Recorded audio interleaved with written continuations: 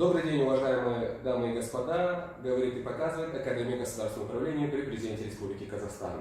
С вами Мирас Харгабай, магистрант Академии государственного управления. Сегодняшний наш гость программы Мецкаль Тулга Пекер, заместитель директора Департамента контроля в сфере государственной службы, Агентства по делам государственной службы и противодействия коррупции Смогулов Идар Нуркенович. Добрый день, Идар. Добрый день, Мирас. Сперва мы хотели бы с вами познакомиться. Можете ли вы рассказать о себе, о вашей деятельности и о деятельности вашего департамента? В первую очередь я хочу вас поблагодарить за то, что вы выбрали мою кандидатуру для участия в вашем проекте. О себе я могу сказать, что я 90-го года рождения, мне 29 лет будет осенью этого года. В агентстве я работаю с момента его основания. Можно сказать, начал карьеру с самых низов, с исполнительской должности. Сейчас являюсь исполняющим обязанности заместителя директора контроля в сфере службы. До этого поработал в департаменте антикоррупционной политики, руководителем управления, исполнял обязанности замдиректора. Еще ранее я работал в регионе, в Провидинской области, руководителем управления, руководителем отдела, главным консультантом, консультант-инспектор, когда эта должность называлась. Если говорить о текущей работе, то наш департамент занимается вопросами контроля соблюдения законодательства о госслужбе, вопросы соблюдения этических норм госслужащим, то есть норм служебной этики, занимается их профилактикой, рассматривает обращения граждан, что является одним из значительных направлений нашей работы. Вот, в целом так. Соответственно, ваш департамент занимается вопросами формирования имиджа государственных служащих, очень тесно связано. Да, верно. Ведь под понятием соблюдения норм служебной этики входит и деловая этика, имидж, да, то есть дресс-код госслужащих, их поведение в неслужебное время, их поведение во время выступлений в СМИ. То есть весь этот спектр деятельности госслужащих и их жизнедеятельности, даже можно сказать. Все лежит. По вашему мнению, на сегодняшний день имидж государственных служащих, каким он должен быть или как он должен поменяться? Очень хороший вопрос, я его очень сильно переживаю сам, потому что, к сожалению, следует признать, что сегодня имидж государственного служащего, наверное, находится не в лучшем виде. О чем я хочу сказать? О том, что в первую очередь госслужащий сам по себе, он, если можно так сказать, такой затюканный, забитый, со стороны общества, со стороны нас, как контрольного органа, со стороны руководства. То есть постоянная критика, постоянные запреты, нельзя, запрещено, карается законом, формирует определенный отпечаток. И, соответственно, мы не можем требовать у госслужащего быть креативным, инициативным, потому что он будет думать, зачем мне это надо, ведь за это могут наказать. Да? К сожалению, эта ситуация была, наверное, связана с тем, что прошли реформы госслужбы, и в первый этап нужно было сформировать именно пул профессионалов, оставить лучших, достойных кандидатов. Но, к счастью, мы этот этап прошли. С момента начала реформ, как вы помните, в 2015 году был объявлен план особо конкретных шагов, в рамках него формирование профессионального государственного аппарата. Уже 4 года практически прошло с тех пор, 4-й год, да, можно говорить о том, что сформирован этот профессиональный госаппарат, теперь надо работать над его развитием. И основной акцент, который я хотел бы сделать, наверняка это видео посмотрят наши коллеги госслужащие, то, что госслужащий – это такой же член общества, на которого распространяются те же самые общепринятые морально-этические нормы. Да? То есть нет такого понимания, что госслужащий должен быть роботом, следовать определенным режимам дня, будильникам, не разговаривать в таких тонах, не встречаться с друзьями, не посещать дни рождения. Нет. К сожалению, сформировался такой стереотип, что госслужащий человек, которому все запрещено.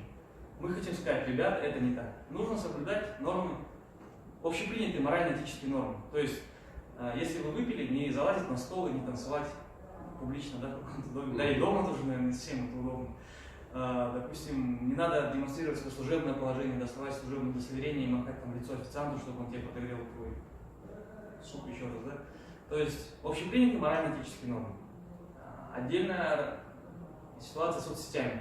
Госслужащие ко мне обращаются часто и говорят, как вот ты пишешь в соцсетях такие вещи, так открыто себя ведешь, неужели не запрещают, неужели не привлекают к ответственности. Я скажу, что нет, госслужащему не запрещено писать в соцсетях свои мысли, свои работы. о своей работе. Естественно, нужно помнить, что если выступать от имени госоргана в целом, то для этого нужно особое распоряжение руководителя. Но если ты говоришь как госслужащий, как сотрудник того или иного органа, который курирует определенную сферу, в этом ничего плохого нет. Наоборот, это очень хорошо. Да, вот в этой связи возникает вопрос. Действительно, президент в своем недавнем прошлогоднем послании говорил, что государственные служащие должны быть открытыми, активно себя позиционировать в социальных сетях, что позволит быть ближе к народу. Да, если процитировать, речь шла конкретно. Мост между населением и государством. Служащий должен им стать, и он должен с ними взаимодействовать. Наверное, наше агентство – это яркий пример тому, потому что председатель агентства вышел онлайн, ведет свою страничку. Многие спрашивают вопросы, действительно ли Жуканбай читает комментарии, либо сообщения, он читает, и каждый ответ идет от него. Он согласовывает, корректирует, как надо, и, соответственно, есть эта связь. Те же указания имеем мы, как сотрудники структурных подразделений, как руководители территориальных департаментов, наши коллеги тоже открыли странички в соцсетях. Ведь Facebook, как мы все знаем, да, стал такой площадкой по реализации своих прав граждан, по заявлению каких-то вопросов государства, да, то есть достаточно эффективная диалоговая площадка. Поэтому в соцсетях нужно работать, быть и... Действительно, вот вы очень активно себя позиционируете в социальных сетях, и насколько это влияет на вашу работу? То есть социальные сети – это связь с народом, связь с общественностью, с гражданским обществом. Во что вливается ваша вот эта социальная активность? На самом деле, вот эта социальная активность, она только помогает мне работать, потому что я могу корректировать свою работу в соответствии с запросами граждан. То есть люди могут мне говорить, вот вы обращаете внимание на эти проблемы, а другие проблемы, они остаются в стороне. Либо они могут инициировать новый вопрос. То есть помимо того, что корректируют действующую свою, скажем, усеченную политику, то в отдельных случаях они могут обратиться ко мне в личку, написать, что вот есть такая-то проблема, сообщить о конкретной проблеме, о какой-то коррупционной ситуации, остаться при этом инкогнито, конфиденциально, да, я гарантирую, что никто об этом не узнает. И, соответственно, я получаю такую информацию, которую я нигде не получу. Ко мне на улице никто просто так не подойдет и скажет: слушай, ты, кажется, работаешь в агентстве, а ты знаешь, что тут директор подворовывает? Нет, так мне не скажут. А в Фейсбуке мне напишут, скажут: слушай, если ты такой активный, там, ты пиаришь свою деятельность, реши эту проблему. Действительно, своего рода этот мост уже налажен. В нашем агентстве, да, безусловно. Причем он налажен сразу после того, как было послание. Буквально через несколько дней мы начали активно вовлекать наших коллег в эту работу. И сегодня мы есть полностью в соцсетях. И там же с нами активно взаимодействуют представители гражданского общества, различные неправительственные организации. То есть один тег, и мы уже в теме. Да. Касательно гражданского общества, кстати, на вашей странице социальной сети я узнал информацию, что был запущен социальный проект, открытые бюджеты, также вопросы по земельным семинарам, также еще другие были озвучены мероприятия с гражданским обществом. Можете рассказать вот как раз таки про открытые бюджеты, сайт, который был разработан совместно с представителями гражданского вот, общества? наверное, последний наш проект – это как раз таки яркий пример того, что мы реагируем на запросы. Если население говорит, что вот есть такая проблема, мы даем решение. Как вы правильно заметили, вот, проект «Интерактивная карта общественного контроля», который размещен на сайте publicbudget.kz, как раз таки показал нам, что люди хотят знать, на что выделяются деньги, люди хотят знать, что строится, какие объекты, кто строит эти объекты, из какого кирпича строят эти объекты, из какого асфальта строится наша дорога, как долго она должна проезжать, да, это все вопросы около коррупционные. Соответственно, мы дали им такой инструмент. Эти данные ранее, они в усеченном режиме были на различных сайтах, на различных порталах, но они были неудобны для восприятия. Чтобы в них разобраться, нужно было быть специалистом. Теперь же, чтобы быть в теме, нужно просто зайти на сайт, кликнуть на необходимый объект, который строится, построен, либо вновь отремонтирован, и узнать все детали, вплоть до марки цемента, размера диаметра щебенки, толщины профиля и так далее. Все эти возможности, они доступны онлайн для любого человека. Более того, я скажу, даже для нас они не всегда были доступны в том режиме, что сейчас. Наши коллеги с оперативных подразделений вынуждены были ранее писать запросы, чтобы получить ту или иную техническую документацию, а сегодня это все есть онлайн. И эта карта вот будет такой новостью, да, что скоро будет реализована во всех регионах страны. Потому что мы нашли поддержку в комитете Сената, то есть председатель комитета по международным делам и безопасности оценила этот проект в целом позитивно, что его нужно внедрять, и мы приступаем к ее реализации во всей стране. То есть скоро такие карты будут во всех городах, и все жители страны, не только жители столицы, будут иметь возможность контролировать освоение бюджетных средств. Это можно сказать, то, что деятельность, ваша деятельность проходит определенную степень цифровизации. Совершенно верно, это яркий пример, вот эти проекты, они все цифровые. И вот все, что последнее мы делаем, оно как раз очень близко с этим сопоставляется. Почему? Потому что цифровизация это удобно, доступно для всех и исключает человеческий фактор. Вот еще, насколько мне известно, недавно это ваша работа агентства по цифровизации антикоррупционной деятельности была отмечена международными организациями. Насколько я знаю... Да, лично меня пригласили для презентации этого опыта в Вену, в Австрию, на площадках первой подготовительной встречи экологического форума ОБСЕ. То есть это форум, где страны ОБСЕ презентуют свои лучшие наработки. И вот в одной из секций мне удостоилась честь представить опыт Казахстана именно цифровизации. Потому что мы говорили о разных проектах, мы были там в прошлом году осенью в Риме, когда впервые заявили, на одной тематической узкой конференции по цифровизации. Представители ОБСЕ увидели этот проект, и уже в январе этого года в Вене мы были как спикеры основные.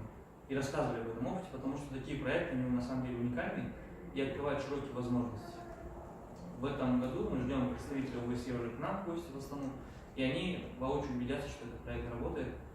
И, возможно, мы даже привлечем средства этой организации, чтобы проект работал еще дольше и лучше.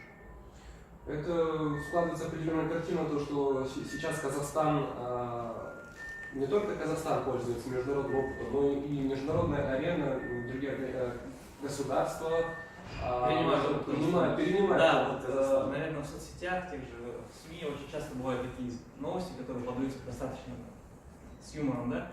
К примеру, были заголовки: Казахстан обучит Ирак противодействовать коррупции, там, австрийцы заинтересовались опытом противодействия коррупции Казахстана. Конечно, на первый взгляд, если так подавать, это может вызывать только улыбки. Почему? Потому что мы понимаем, что уровень коррупции в нашей стране, он намного выше, чем, допустим, в Вене, в Австрии, да? Но на самом деле отдельные наши проекты, они уникальны, они не работают, точнее их нет в других странах мира, и другие страны мира видят, что эту проблему можно решить с помощью нашего проекта. И, соответственно, они заинтересовываются, внедряют наши проекты. Мы сами транслируем наш опыт, допустим, страны ближнего зарубежья, Азербайджан,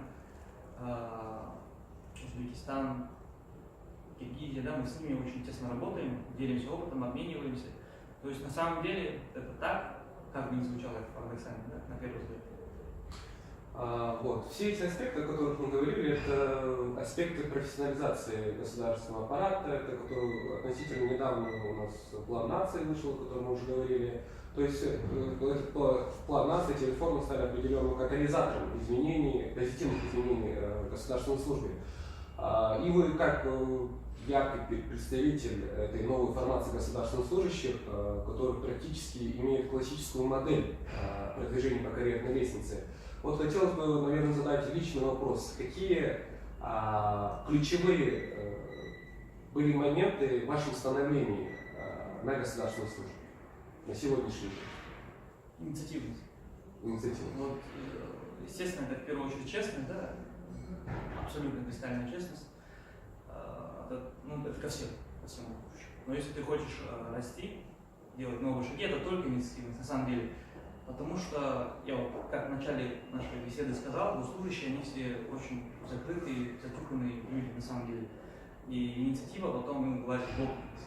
Но если ты уверен в своей возможности, знаешь, что это будет работать, и вносишь эти инициативы, то руководство в любом случае это увидит. И вот только вот этот маленький, скажем так, твой конек, твоя маленькая изюминка, не просто, которая в твоем резюме рядом с коммуникабельностью, стрессоустойчивостью, инициативностью, но в целом настоящая инициативность, она даст тебе огромные возможности. То есть ты будешь на 2-3 головы выше своих коллег. Конечно, из года в год количество инициативных госслужащих растет, но я все же отмечу, что пока это является конкурентным преимуществом на госпарате. В этом ключе хотелось задать, опять же, вопрос такой: какими качествами, 3 качествами должны обладать государственные служащие новой формации? По вашему мнению? Ну вот честность, инициативность и открытость. Вот эти 3 вещи Просто без честности, вот сейчас очень модно говорить integrity, да, добропорядочность, без этого смысла нет пытаться идти на госслужбу. Если ты идешь на госслужбу с целью заработка либо еще чего-то, то твой путь будет недолг и закончится он не совсем красиво. Второе – это инициативность, как я уже сказал, отметил, да, что нужно предлагать, нужно изучать международный опыт, надо, нельзя стоять на месте, потому что время бежит, если ты стоишь на месте, значит ты идешь назад. Весь мир развивается, и эта проблема уже решается совсем по-другому. А если ты приходишь сегодня с предложением оцифровать закупки, то ты уже далеко отстал на 10 лет назад, да? И третье – это открытость. То есть показывать свою деятельность публично, открыто, и когда население будет тебя оценивать по достоинству. Ведь суть нашей службы в чем? В том, что мы должны отстаивать интересы граждан, содействовать реализации их прав и в целом служить народу. А если народ не знает, чем ты занимаешься, какую он тебе даст оценку? Естественно, критику. Потому что непонятно, что ты туда ходишь, зачем ты сидишь в этом кабинете, проедаешь мои налоги, да, и ничего толкового для меня не делаешь. Конечно, если сказать, я запустил интерактивную карту общественного контроля, скажешь, и что, какая от меня это польза? Для меня польза. Но если ты скажешь, что я создал инструмент, который позволит вам контролировать строительство социальных объектов, позволит вам мониторить бюджет, позволит вам узнать, сколько денег выдается этой школе там, на ремонт и на содержание помещения, люди задумаются, это мне действительно нужно, ведь сегодня пришел, там, допустим, мой ребенок и сказал, папа, надо 5000 дать на пластик в окна. Я захожу на сайт, выбираю школу, смотрю, что в этом году на ремонт этой школы выделено 200 миллионов тенге. Я говорю, что-то странно, почему деньги выделяют, они все равно спрашивают, да? И, соответственно, возникает вопрос незаконности этих поборов. И тем самым мы открываем возможности для населения управлять государством, знать эти расходы, вносить свои предложения, там есть такой раздел. Есть раздел инициативного бюджета, то есть когда жители Саракинского района города Астаны, пока только в одном районе, сами решают, на что потратить 500 миллионов тенге. То есть провести свет, положить асфальт, ставить беседки и так далее. То есть это прямой, наверное, первый такой яркий инструмент управления государством. Участие общественности в принятии государственных решений. И реализуется принцип открытости и прозрачности деятельности госорганов. В целом госаппарат, потому что там мы не ограничиваемся госорганами. Вообще все, что есть, оно там прозрачно, открыто и размещено все сведения. А теперь хотелось бы услышать ваше мнение, что еще позволит усилить профессионализацию государственного аппарата? То есть какие меры или мероприятия будут способствовать дальнейшей профессионализации? Мы уже будем переходить, чтобы перешли от профессионального государственного аппарата, инновационного и дальше стратегически. Хороший вопрос, достаточно сложный. Мне кажется, нужно для этого выстроить персонализированные отношения вообще со всеми госслужащими. То есть, чтобы у каждого госслужащего была возможность напрямую обратиться к председателю нашего агентства с какой-то крутой идеей, с какой-то инициативой. Либо даже на уровне директоров департамента. С самого отдаленного региона можно было написать директору департамента в центральном аппарате одного из министерств, и он сразу же ответит, скажет, да, это здорово, изучит, может даже внедрить. То есть дать госслужащим возможность понять, что это не зря, это не для формальности, не для галочки, кто-то спрашивает у него о его инициативах. Я думаю, если там 15-20 проектов заработают, какие-то инициативы будут реализованы, тогда будет эффект. Именно показать госслужащим, что они могут влиять на развитие нашей страны непосредственно. Не просто быть клерком, который закрывает письма, перенаправляет в другие госорганы, либо сводит отчеты, а человеком, который может менять нашу страну к лучшему. И, естественно, вот я хочу сказать, что надо довести до госслужащих, что они не забитые полуночные труженики, да, которые не видят белого света и боятся выразить свое мнение. Сейчас мы практически искореняем переработки. Казалось бы, если бы я год назад так сказал, я бы так не сказал, потому что это было бы лицемерие, потому что я сам сидел допоздна, да, до часа, до 2 ночи. Сейчас этого нет. Вот я откровенно говорю, это будет в соцсетях, да, везде. Я ухожу с работы в 18:30. Мне было непривычно первое время, да, ты думаешь, как так, но я ухожу, и если я задерживаюсь, меня будут наказывать. То есть, если раньше меня могли, условно говоря, наказать, либо как-то ущемить мою личность, если я уйду раньше, вовремя, да, если я сейчас уйду позже, мне скажут, слушай, зачем задерживаешься? Какое основание было, какой документ ты закрывал? Соответственно, я уже в течение рабочего дня не могу себе позволить что-то личное. Вот сейчас даже мы записываем интервью во время обеда, потому что в течение рабочего дня я не могу себе позволить такие приятные вещи. Да? Я должен работать, закрывать свои документы. И искореняя переработки, мы говорим, мы создаем для вас условия. Потом мы повышаем заработную плату. Пока не всем, поэтапно, фактор глобальная шкала внедряется, растет оплата труда, и мы делаем нашу службу конкурентоспособной. И я уже, допустим, не думаю о том, где взять деньги, чтобы оплатить аренду квартиры или ипотеку, а думаю о том, как работать. И весь день посвящаю именно рабочий момент. Не переживаю, что будут кушать мои дети сегодня вечером, на что я куплю продукты. У меня есть хорошая зарплата, конкурентная. И даже если мне, допустим, кто-то предложит взятку, я скажу, это незаконно. И я не нуждаюсь в ней, у меня нет такой потребности, как одной из причин коррупции, да, потребность в финансах, нужда какая-то. Соответственно, я свободен в этом отношении. Не могу сказать, что у всех госорганов. Есть еще проблемы низких заработных плат, есть отдельные сектора, но мы работаем постоянно, рассматриваем, как мы можем увеличить зарплату. Допустим, мы экономим адом расходы госорганов. Точнее, мы предлагаем экономить, они экономят, и эти деньги у них не забирают, как неосвоенные, а передают в фонд оплаты труда. То есть это очень большой и хороший инструмент. Если руководитель заинтересован, он, как правило, найдет эти средства. Потом мы думаем о досуге госслужащих. Сейчас достаточно такой хайп и мало информации о том, что бесплатные спортзалы для госслужащих. Да, действительно, они есть. В каждом регионе, там по-своему, где-то школа, где-то в спорткомплексах есть бесплатный спортзал для госслужащих. Вечером можешь идти спокойно заниматься. Здесь вот я также хотел бы отметить, чтобы не вызвать непонимание со стороны народа, да, для чего мы это делаем. Не потому, что мы думаем только о госслужащих, о их правах, и нам надо улучшать их жизнь. Нет. В первую очередь мы хотим сделать из них профессионалов, которые будут качественно оказывать услуги населению, которые будут уважать население, которые будут служить населению на том уровне, на котором население хочет. Но чтобы требовать у госслужащих этого, нам нужно создать им соответствующие условия. То есть, создав условия, мы им потом скажем, ну, и сейчас говорим, ребята, у вас все есть, у вас нормальный график работы, нормальная зарплата, есть досуг, есть хорошие там какие-то еще такие ништячки, да? Поэтому будьте добры работать. Если вы не соответствуете ожиданиям населения, если люди вас критикуют, зачем вы занимаете чье-то место? Пускай кто-то достойный придет на достойную зарплату и будет работать так, как хочет. Да. Тут вы упомянули про досуг, про свободное время. Опять же, личный вопрос. Как вы сами проводите свое свободное время? Сейчас как раз, когда переработок нет, у вас, наверное, немножко даже удивительно. Раньше вы постоянно работали, да. А сейчас у вас освобождается большое количество времени. И чем сейчас вы занимаетесь свой досуг? Сегодня буду играть в футбол. С департаментом мы будем играть с территориальным департаментом по городу Астана. Футбол, мини-футбол вечером. Я начал вновь бегать. По мне, может быть, сразу не заметно, что я бегаю, но я только начал. То есть время появилось, и я могу уделять достаточно внимания своему здоровью, следить там, за своей физической формой. Ну, естественно, появилось время уже на то, чтобы в день уделить час-полтора чтению книг. То есть возвращаясь к тем привычкам, которые были до госслужбы, скажем так. То есть, возвращаясь к нормальной жизни, даже можно так сказать, потому что реально появилось время.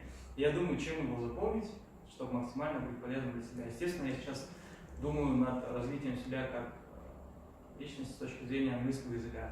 Его нужно подтягивать. Я сейчас с весны хочу начать заниматься английским, тем более 8 часов я могу уже доехать на левый берег, где учебный центр находится, и заниматься 1,5-2 часа в день. То есть возможностей много открывается. И сейчас ты начинаешь ценить это время, потому что его раньше не было, и, естественно, его использовать максимально полезно. Да, касательно говоря к развитию государственных служащих, сразу хочется задать вопрос касательно Академии государственного управления.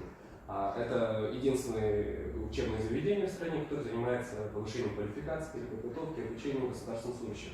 Как вы думаете, какая роль у Академии в формировании профессионального аппарата? То есть выполняет ли она свою роль и какую значимость? Ну, я считаю, что, несомненно, ключевая. Почему? Потому что здесь мы проходим обучение, мы повышаем квалификацию, если мы меняем, да, допустим, становимся руководителем, нас заново переобучают. Мне очень понравилось, что территориальные региональные центры обучения госслужащих теперь называются филиалами Академии и являются по своему определению филиалами Академии госуправления. И ту же политику, которую ведут здесь, реализуют и в регионах. Это очень хорошо, есть преемственность, вот это знание между регионами и центрами регионов. Также мне нравится гибкость академии. То есть, если мы видим какой-то тренд и говорим, что надо обучить госслужащих основной маркетинг, social-медиа маркетингу, да, и через неделю-две, может быть, максимум месяц мы видим, что в РСО обучают основным технологиям. Если мы говорим, что нам нужно обучить не госслужащих, а неправительственный сектор, гражданских активистов определенным темам, через неделю мы видим, что есть план, программа, найденные часы, и там обучают этому. То есть академия очень гибко подстраивается под текущую ситуацию, и мне это очень нравится в этом плане. Ну и, естественно, практикоориентированность курсов, которые проходят госслужащие, тоже важно. Я знаю, что в регионах наши коллеги ходят, читают лекции, рассказывают госслужащим, как ситуация на практике. Если теоретически это выглядит так, то на практике имеет такой контекст. Да? То есть вот эта неразрывная связь у нас наблюдается. Уважаемый Гильдар Рукенович, хотелось бы услышать от вас два слова о нашей академии. Инициаторы перемен, агенты перемен, не знаю, или как. Даже то, что мы находимся в этом помещении, которое изменилось вообще колоссально, и как здание изменилось, как подходы меняются. Я считаю, что академия – это инициатор перемен. И надеюсь, что перемены будут лучше. Уважаемый Гильдар Рукенович, спасибо вам за то, что вы посетили нашу программу, за то, что вы ответили на все наши вопросы. Очень интересная беседа, и надеюсь, ваша работа будет плодотворной, и дальнейшая связь с общественностью принесет свои плоды. Мы желаем вам удачи, и Спасибо. на этом говорим до свидания. Спасибо. Вашему проекту тоже удачи. Спасибо.